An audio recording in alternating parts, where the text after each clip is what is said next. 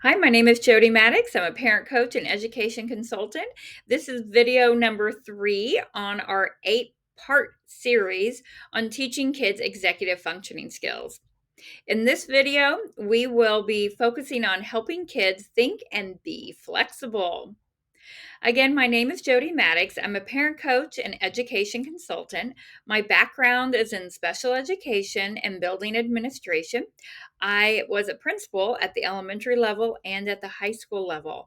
I've worked with parents, students, and teachers for over 29 years in all grade levels at all walks of life. And right now, I am focusing on coaching and consulting.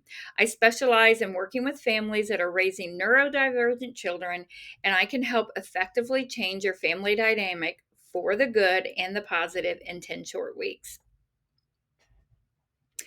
So, our series is really focusing on these 8 areas of executive functioning skills. The executive function is in the frontal lobe of the brain, and this is where we develop all of these important skills: emotional control, impulse control, flexible thinking. We learn how to self monitor, task initiation. This is where we work on our working memory, planning and prioritizing, and organization.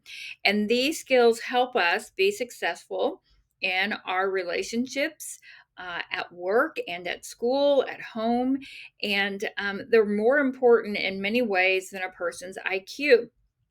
So, today we're focusing on helping kids think flexible. And what is that?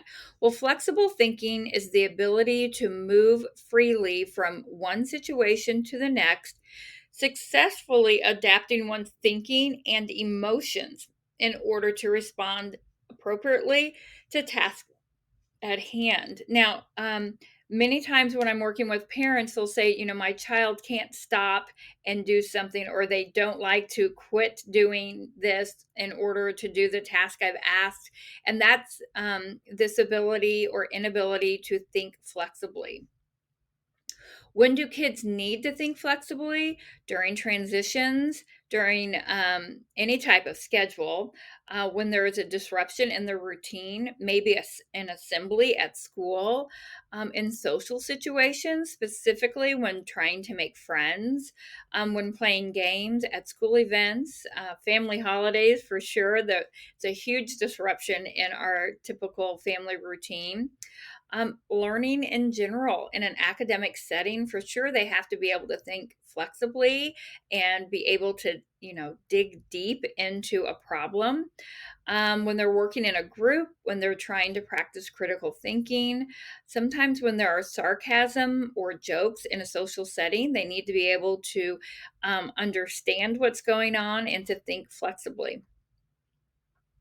How to help kids be flexible? Well, there are a variety of different things that we can do, and I really tried to be consistent and concise when putting this list together. The first one is playing games and changing up the rules will help kids make those cognitive shifts within their own thinking that they need to practice.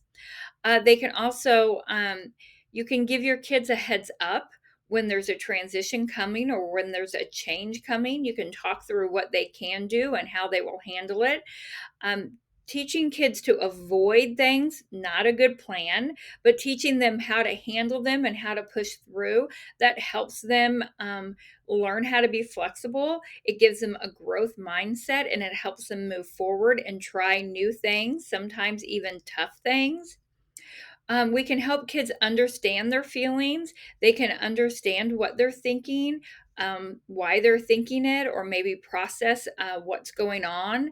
Sometimes we have to remind kids that not everything we think is true or helpful, and helping them process that will also help them be flexible and move from a particular thought or bad feeling, emotion, frustration. Also, modeling discomfort and not having a plan or a solution to something.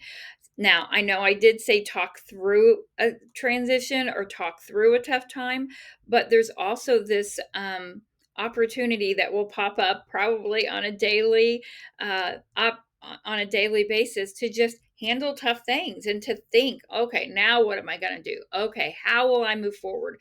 Now, what will I prioritize? Now, what won't get done in order for me to do this or that? Helping kids know that you handle things like this every day and let them learn from you and your behaviors. Let kids lose and struggle. The strength is in the struggle. Believe it or not, when we take opportunities of struggle away from them, we actually take an opportunity for them to learn how to be strong.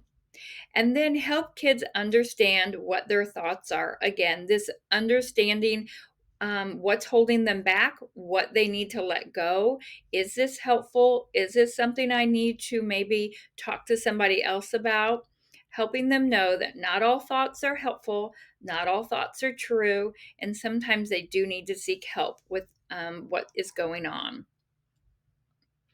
Okay, so this has been a really short video, but I hope you have been able to find a little piece of information that will help your family, a few nuggets of help for you. Here are some other references and some great resources that I like to rely on.